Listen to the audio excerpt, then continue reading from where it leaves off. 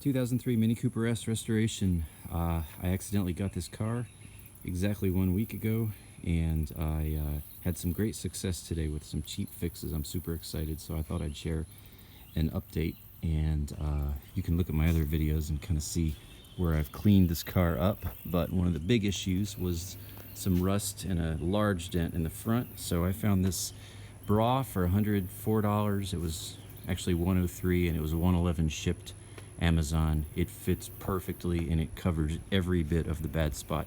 I did sand and put some rust reformer on the rust area and then put some paint on it, so it should be fine under there. For what I paid for this car, I really don't care, but the bra covers it all up really nicely.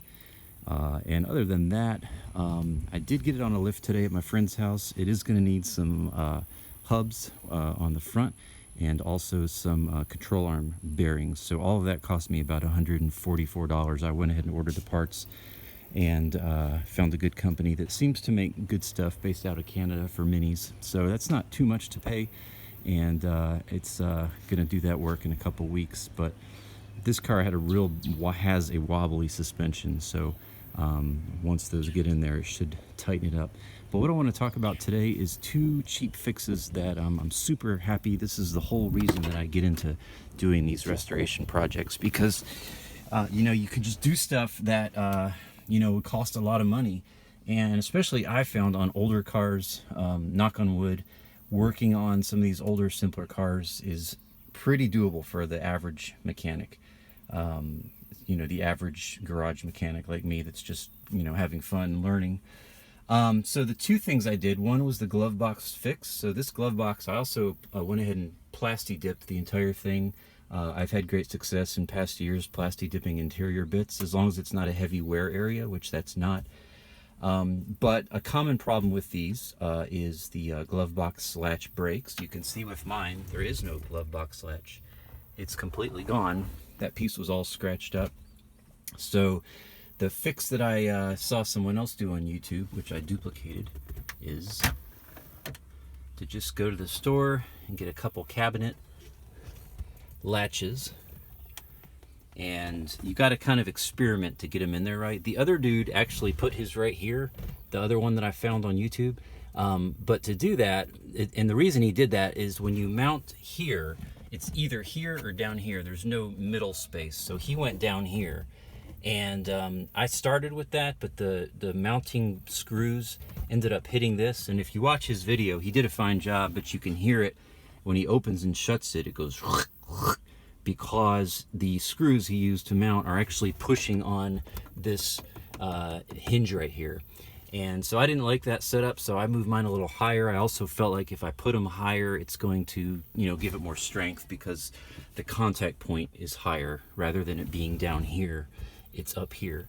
So I just measured, trial and error. This took me about an hour, trial and error, and I actually got lucky and got it in the first try. But I'll just zoom in so you can see it, kind of where I did it, if you want to try to duplicate this. So that's the right, and it's right there, and then the left side, right about there. And you can just, if you're trying to follow this, just pause on these videos.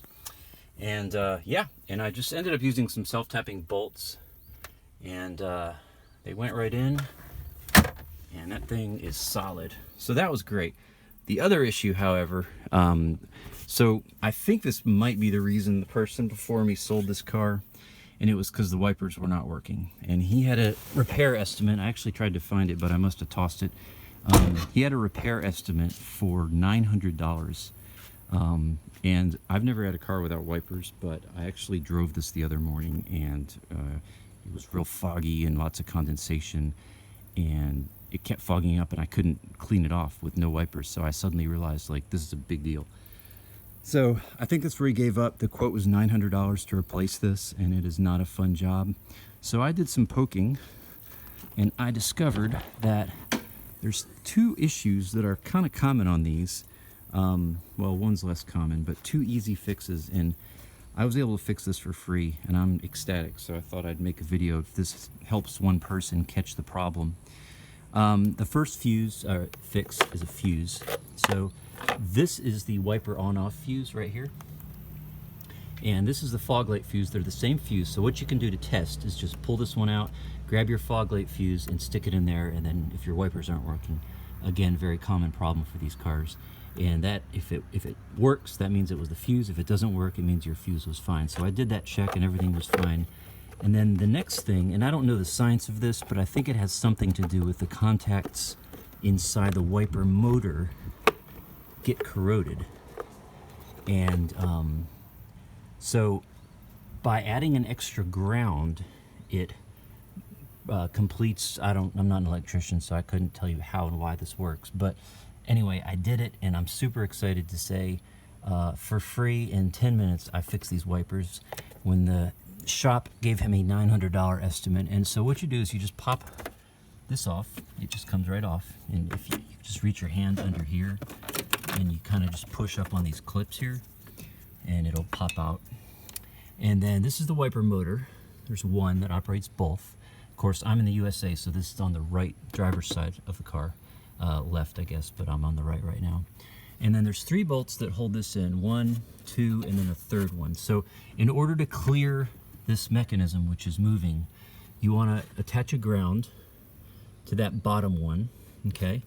And so what I did was, it's a 10 mil, and I just used a combination of tools here with a universal joint, and I have a swivel head ratchet, which everyone needs, 10 mil, and I simply loosened that one right there.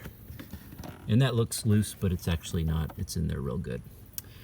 Loosened that, stuck my wire in, ran it down here, and then I just loosened this one right there in the center. I'll point to it, right there.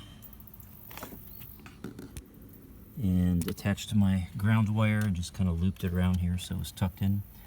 And it works perfectly. In fact, I'll show you where those keys go.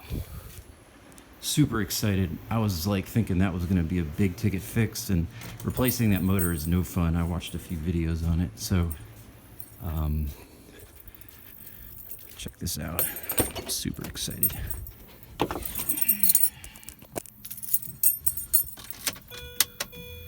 And voila, I have wipers.